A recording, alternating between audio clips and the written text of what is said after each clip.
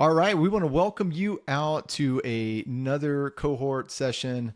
And it's a time where we're going to be looking at a topic I think that's near and dear to our heart. In fact, several topics as we line up this next kind of series where we're looking at 4 practical things that every church leader should regularly review. So whether you're a lead pastor, a supporting pastor, or even a staff member, I think all these things can be pretty important to us and for all of us to kind of review. Should be something we do on a regular basis. And so I want to kind of introduce our guests for today. We have Josh, Dave, and Daniel, and of course myself here. We're going to be looking through a couple of things here, and hopefully the things that we talk about as we go through this will kind of spur on some great conversation with those who are in on this online group, and then those who maybe you have on your staff, because we think that this stuff matters. And so we're going to be jumping into this first topic, first session 1, which is all about the weekend service and really answering the question of what actually happens. And I know that's just kind of an open-ended question, but we're thinking from the perspective of a staff, not necessarily all the time from staff, but as staff, as we think through our guests showing up, they're thinking like, hey, what is going on? First-time guests. And so we need to ask ourselves the question, what is actually happening? And so one of the things I've kind of learned over the years, and I think many of us have at some level, is that you can have a great vision statement, you can have it put out all kinds of places. You can have great theology, which you should, and you can have all the great intentions in the world. But the problem is that even with all those things, your Sundays can still drift off to the side and not be where you want it to be because we miss these things. We're missing little things that maybe need our attention. And I think one of the text I want to kind of refer to as we get started is in 1 Corinthians 14:40 in the NIV. It says, but everything should be done in a fitting and orderly way. Now, I know for many of us, maybe we like structure, maybe we don't like structure, but here's a tension point here. Even though we can look at this and think, well, that's being too rigid and that's being overly kind of polished. If we think about our church service, we need freedom for the Spirit to move. I've heard all these arguments, and I think we do need the Spirit to move. But I also believe that the Spirit gives us the opportunity to give some sort of order so that people can come into a place where the Spirit is able to move and there's not a lot of distraction. So this is always kind of a healthy tension within the church world for us to kind of look at. And so here's kind of the big idea for today and kind of where we're going to be going. We're going to be looking at this whole idea that your weekend and my weekend, we think about the church context, reveals a lot about us and reveals a lot, hopefully, to us on some things that we need to be taking a look at. And so we're going to be looking at 3 ideas here as we work through our time as a kind of group of guests here, this roundtable discussion, and then you'll be taking this home, so to speak. But we're going to be looking at 3 ideas kind of that surround Sunday morning and 3 things I think that we should be looking at. And are these the only 3 things? Absolutely not. These are just 3 things to get the conversation started. So I want to kick off our time and start in this first section, which is really what happens on Sunday tells a lot of truth that many of us may or may not be aware of. And so when we think about in the church culture and church meetings and staffs and volunteers, we can have meetings and meetings can hide problems. We can run with spreadsheets and metrics and they can look really healthy, but it can also hide problems. And vision statements, although they can sound very inspiring, don't always tell the truth and can hide a greater problem. But here's the deal is that we know Sundays don't lie and people who are coming to our churches can speak with their feet and when they don't come back for whatever reason. And so when we think about people coming to our churches, they don't often experience, your elders meetings. They don't experience kind of leadership events and kind of what's going on, especially if they're first-time guests. The first experience they have starts in the parking lot. It continues with the greeting team. It involves your worship team, your preaching, your transitions, and even how we dismiss people. All those things matter. And so this is the 1 hour, if you do an hour service, or maybe you go longer, but just think about it, it's an hour to hour and a half of time that the entirety of what people understand about your church is presented. So it does, I think, require a little bit of time for us to look at that. So we're going to start off with kind of this whole idea of why Sundays tell the truth. And so I want to kind of throw a question out there for our panel here. And as we work through this and we think about why Sundays tell the truth, and maybe just ask a question to all of us, can you share a moment when a Sunday service told the truth about something you needed to address as a leader? And I'll let you guys fire off. I think about in the earlier days of the chapel, and I didn't really have a lot of people that I knew that would speak for me when I was out. So I would find some guest speakers to bring in and didn't have the connections like I do now with some of you guys. And I learned very on, you really have to be clear with your guest speakers, what you want them to share. because there were times I would come back home and realize I'd have to go a whole sermon on what that person had shared. So a few times I've had to make sure that the guest speaker knew exactly who we were. I had to make it clear what our vision was and our personality was of our church to the guest speaker before they came in, so I didn't have to come in behind. But that was one area I had to learn.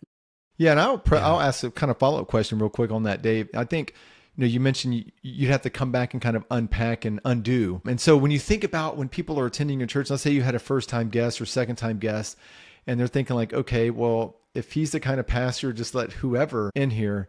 Yeah, Is this the kind of shepherd that I want to follow?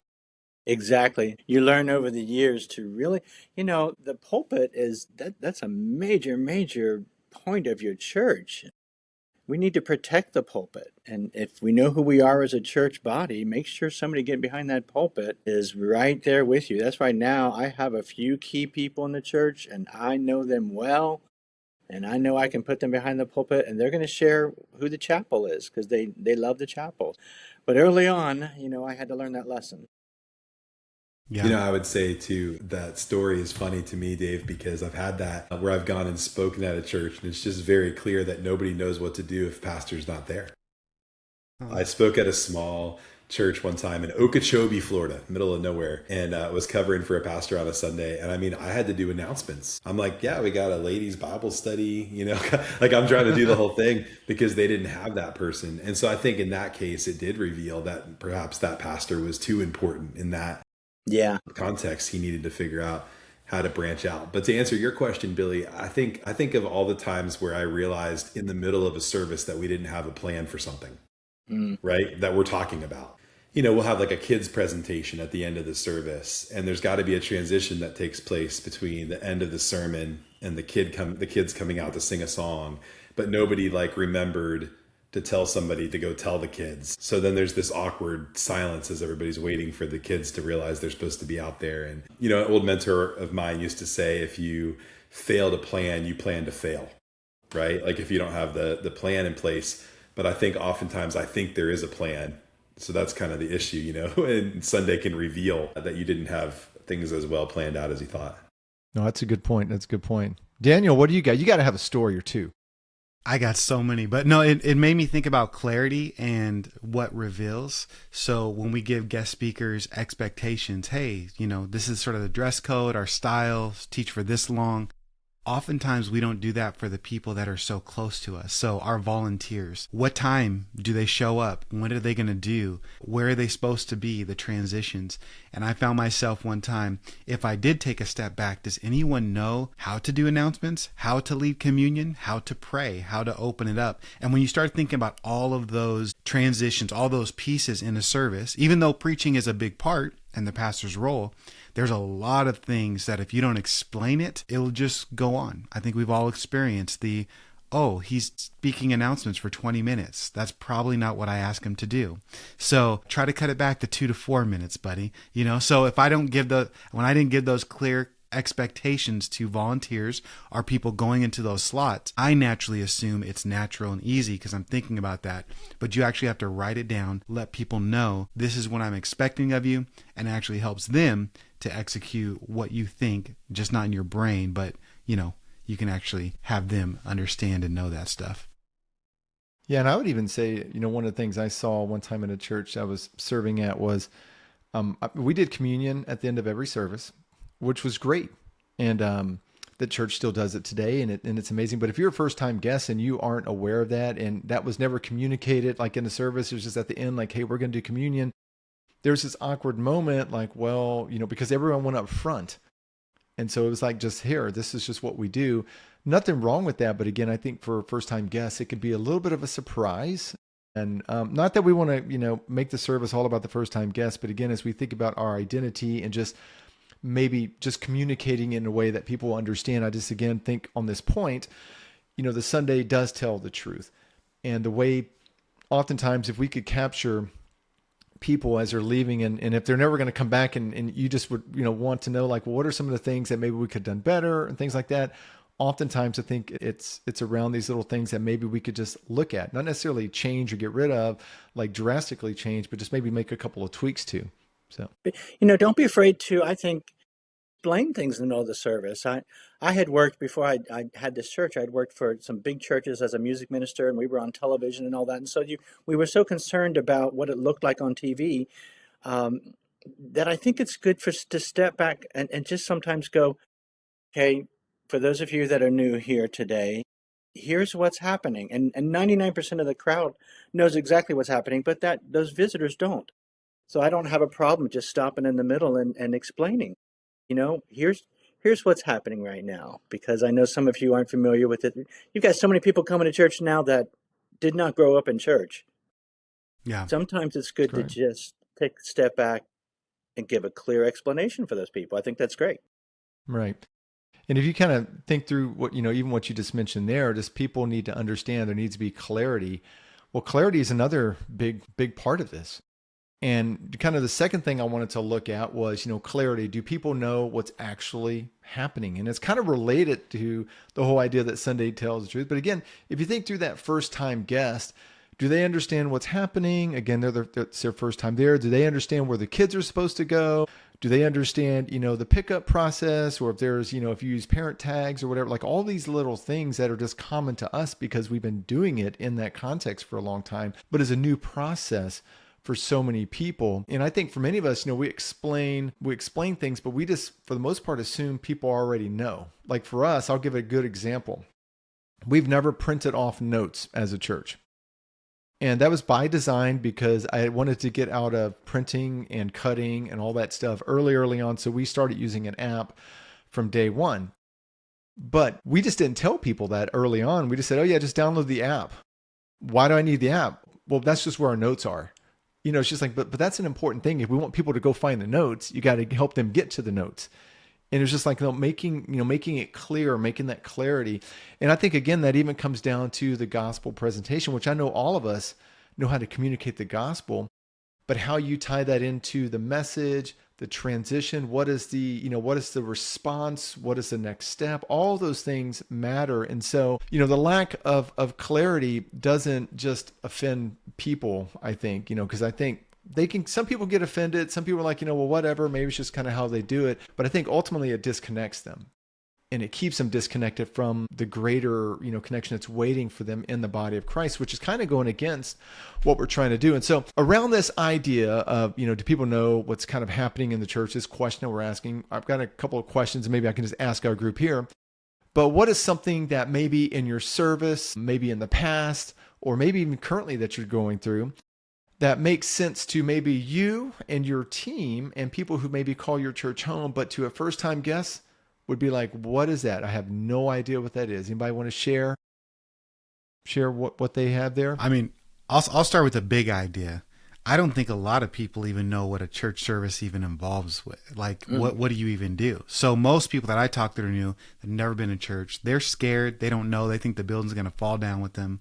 So we're very clear on, even though we don't have liturgy and like this is the order of service, using transitional phrases or making sure a first-time guest knows, hey, we're going to be studying the Gospel of Mark in chapter 9. That's page 899 in a Bible that we're going to give you if you need a Bible. We'll also have the words on the screen.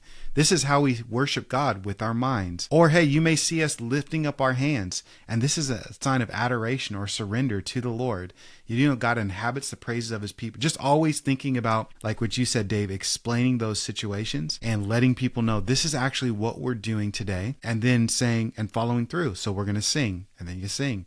Hey, this is why it's important, and then you do it. And whatever elements of the service it is, even announcements, we want you to know that we're a community, not just that meets on a Sunday, but throughout the week. And here's some things how these people gather together. This is what you can know and how you can get connected. Here's a connection card. Here's how you fill out the email address. Just little things like that. I think explanation throughout the service is so helpful. And many churches have bulletins or liturgy, like you said, but with us being a portable church and cutting cost, we didn't want to do that as well. So we just orally say it and give those expectations and clarity through the service as well.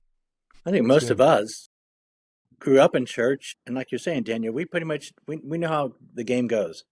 We know what to expect. But so many people, and it's not just younger people, there are older people coming into our church that have never been in church, and they don't have a clue. So I do think I've had to learn how to explain things as you go through the service more. And I think that's great. And I think it's great if you're people who have been in church forever, explain to them why you're doing it. I mean, I give some of the same announcements every Sunday. And I've had some people that go to our church a lot say, "Why do you say that every Sunday?" I'll say, "Because we've got people coming once every 3 months or once every week or once a year." So I explain to those people, here's why we're over explaining things, because we want to reach people. That's what it's about. Want to reach all people. Yeah, I forget who said clarity is kindness, right? Like it's actually a way to be generous towards people is to clarify why we're doing things. And, I was thinking of an example of that. A lot of us do some sort of gospel presentation at the end of the service. And as a young Christian, when I would bring a friend to church, you guys probably prayed the same prayer I prayed, like, please just don't let it be weird. Number one, like, please don't let it be one of those weeks. And then second, like, please, articulate the gospel at the end. And I think that one of the things that we do is like everyone knows in our church that we're going to do that at the end of the service. Mm-hmm. And I think like that is even an expectation that you're setting. Like, hey, this is really important to us that a clear gospel presentation comes at the end of this service. And I know I can be confident, number one, that I can bring my friend to church and they're going to get it. And it's going to not be weird, hopefully. I don't know about Daniel's church, but the rest of us. And then the second is that there's going to be a gospel presentation, that there's going to be an opportunity for people to hear the truth. And I think that even that, like your people trust you to bring their friend because they know that you're going to take their friend and carry them along the way. And I think that's what stating those clear expectations really helps with a lot, even for your own people that know what's going on, but they want to bring someone else. And I'll share just from my perspective, one of the things that I learned, and we learned, through the church planting process, we just assumed everyone knew how to get prayer, early on. It's like, well, yeah, you let one of the team members know, you fill out a card or whatever. But then we realized we aren't getting a whole lot of prayer requests. So we must not being clear there. We're not being very clear. And I think it kind of goes along sometimes, and I'm going to pick on us as Calvary Chapel for a while, because I know for some of us, we've come from the school of we have, especially when it comes to tithes and how we handle giving. Some of us do the box in the back. Some of us do other methods or whatever. But there are some. We're all familiar with the box in the back, and the Lord will provide, and you don't really need to talk about it a lot. And we didn't start that way because I was several of my mentors who said, the Lord will provide, but you should also probably tell people how they can support the church. And be real clear, because if you're not clear, that for them to go find some arbitrary box in the back that they're supposed to put something in, like they don't know what that is.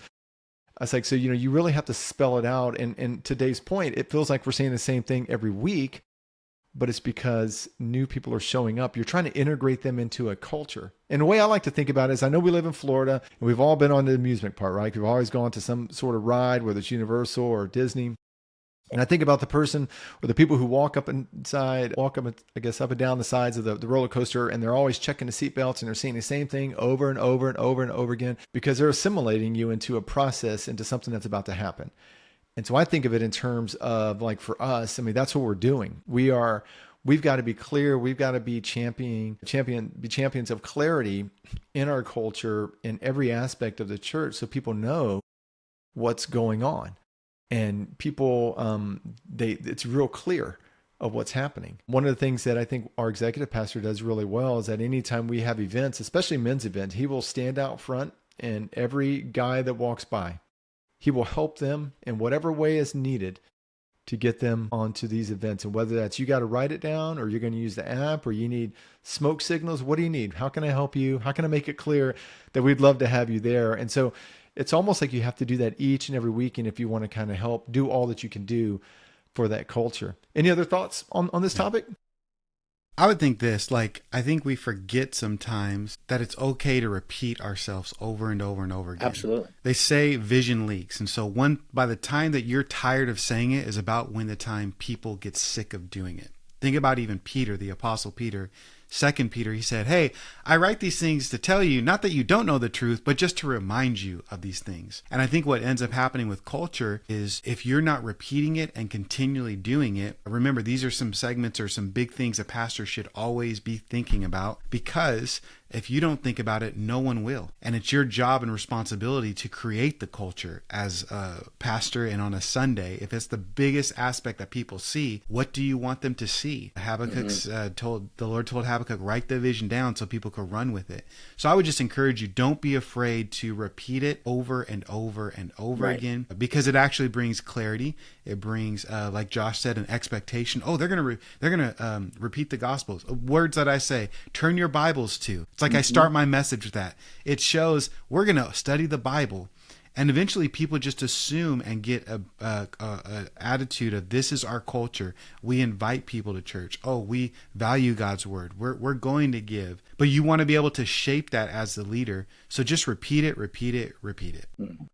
Good stuff. Good stuff. Well, I'm going to talk through our last segment here, and it deals with a word that can be terrifying. And I know we've all have probably experienced watching this before, but I think we probably have all experienced perhaps even our own churches, but it's called transitions. And I want to title this kind of the hidden leak, where oftentimes we have not the greatest transitions.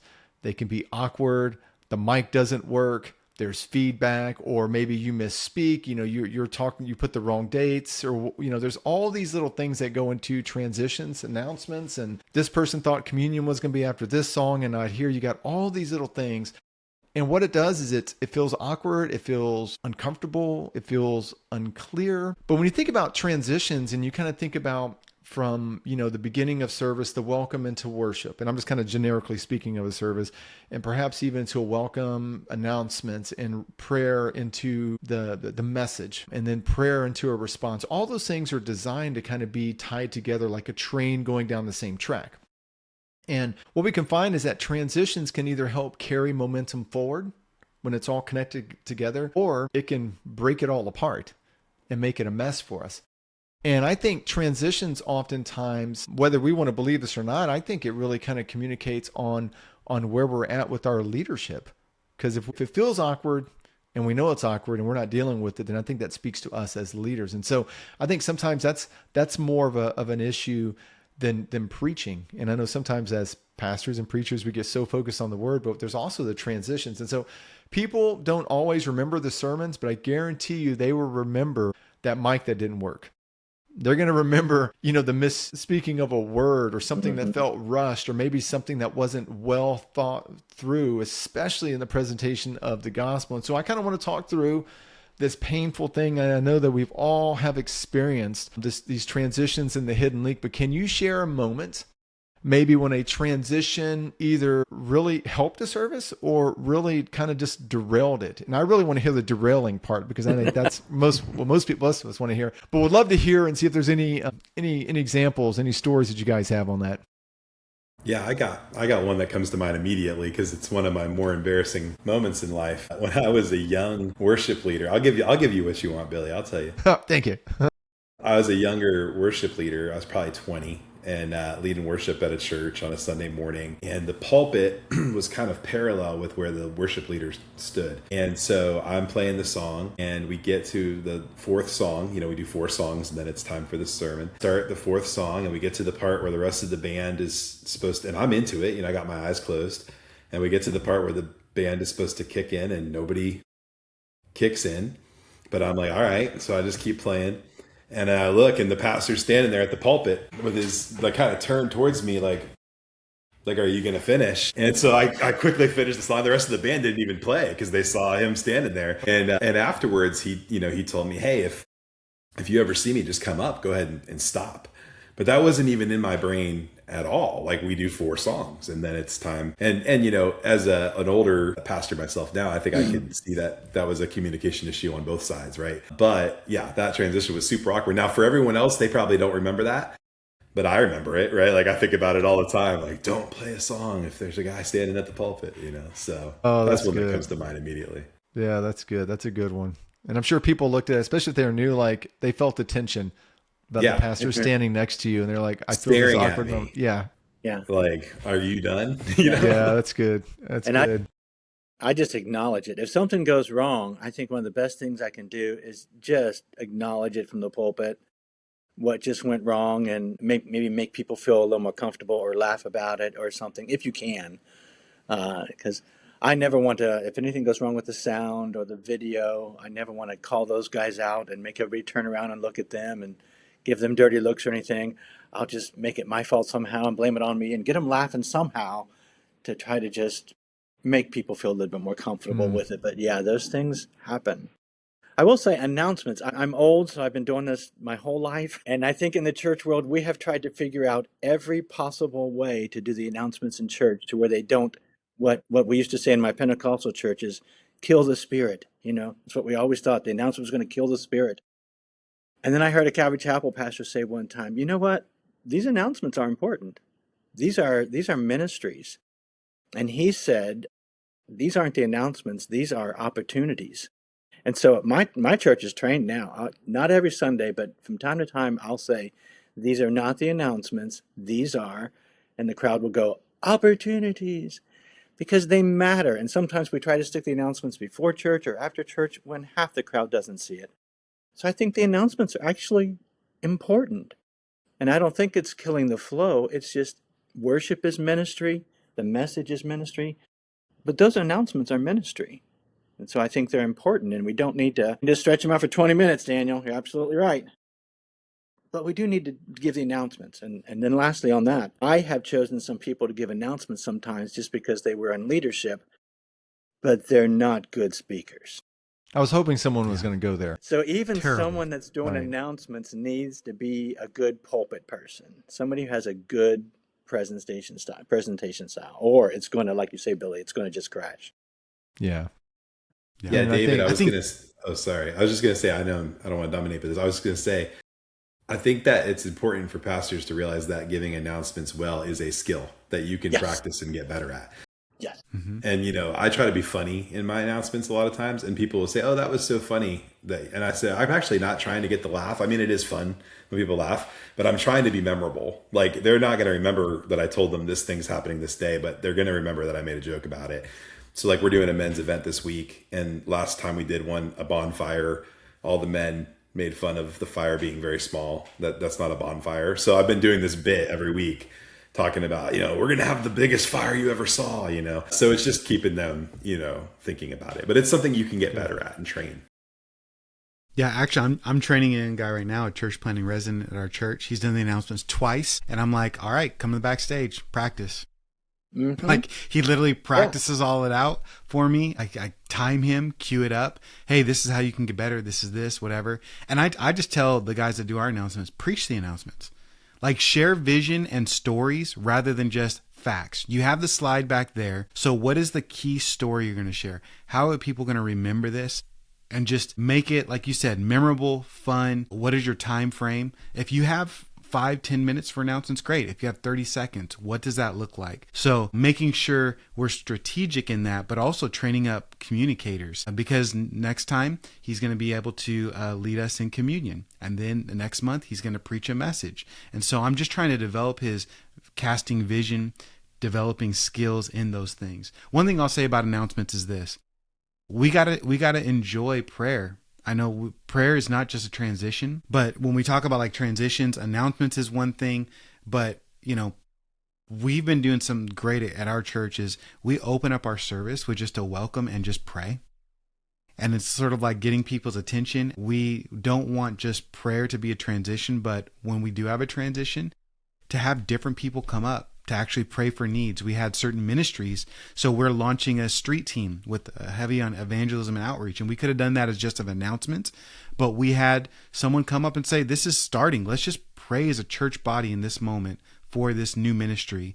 And let's ask God to save some souls. You know what I mean? So praying, those ministry opportunities, announcements, I tell my community group leaders during the week, pray for every single announcement you hear, because those are real ministries. And what if we cover everything in prayer? So I just think it's really important to make sure that we don't just use prayer for a transition, but in our transitions that we do pray. If that makes sense. Good stuff. And I'll add just one other thought in there, but I know, as we've had people come onto our team that do an amazing job at announcements, it's made me had to kind of work on upping my game. And so from the practice, I mean, no one's immune from it. All of us have to practice. You might be a great communicator as far as how you communicate truth from God's word, but you may be terrible at announcements. And so I would say whether, whatever you're doing, whether it's announcements, communion, prayer, or your message, I mean, to kind of work through that, time yourself, practice that a little bit, kind of hear yourself and think through that. I know that's really kind of helped me over the years. And I think as as God continues to bless, your church and your expression of the church, I mean, these are all, important things, announcements and these awkward transitions and, all the things that we've kind of talked about are important things to be kind of looking at. And so when you kind of look again at the three areas that we looked at today, the practical things, and there's more than just these three, but this is just enough to get the conversation started, perhaps, with our staffs and maybe with our teams. Again, the first one we looked at, which is really why Sundays tell the truth, and really what's happening and what people see. It really kind of shows a lot about your church, whether you realize it or not. Then we kind of talk through clarity again, making sure people know what's happening and maybe the why behind that. And then even down to the real practical stuff about transitions. And so it's not about perfection. So the heart behind this conversation isn't about making things perfect, isn't about making it overly produced. That's not the heart there. But it's just really being intentional about stewarding. I mean, these people have come into your church. God has brought people into our churches for a time, and he's brought them there. And so we shouldn't use that time unwisely. And so this is really all about kind of stewarding the time, the space, and the people that God has entrusted us to. And so I would say some practical steps for some of us this week is maybe think about attending your own service as a guest. If next time you have a guest speaker lined up, after you give them instructions on what you want them to do and kind of what, the expectation is for the message, and don't have them do announcements, but maybe just attend your own church as a guest and notice what's clear, confusing, what doesn't make sense. Because as the leader, you have obviously some say in that. You're directing it. Another area I think that we can kind of think about this week is, what is one area for improvement when it deals with a transition? What kind of feels awkward? Have there been awkward moments? And maybe someone's just in a role where they're handling transitions and they're not a good fit for that. Well, these are things you're going to have to wrestle with. And I know as pastors, we can oftentimes be people pleasers, but we have to think about the greater good of who God is sending to the church. And so again, it's just something we got to look at. And then finally, maybe kind of clarifying one key moment, whether it's announcements, worship, next step, and make sure that they're fully understandable by a new guest. And so I would say take some time this week to reflect and pray on some of the things we talked about maybe this week. And these aren't just operational tweaks. We're not thinking of it as an organization, but really they're acts of love for the people that God is sending and bringing to your church. And so next time we get together, we're going to be looking at discipleship pathways. But I think between now and then, we've got a lot for all of us to consider as we think about our Sunday. So I'm going to thank our guests for being here today, and we hope that you enjoy some great conversation on this topic. All right, fellas, I'm going to stop it.